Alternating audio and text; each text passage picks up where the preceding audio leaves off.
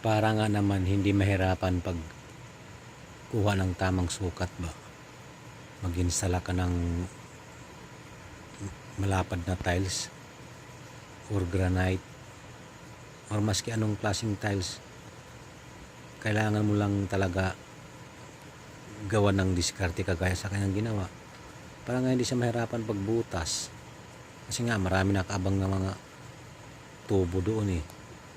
Ginamitan niya yun ng pattern na yung mga plywood ba na sira-sira, yung mga ritaso ba ng mga plywood o kaya tabla, pwede rin karton, para yun ang gagawin niyang pang guide. So napakaganda nga, napadali patuloy yung diskarte niya oh. Di okay sa alright oh, swak na swak yan. Nice idea, di ba?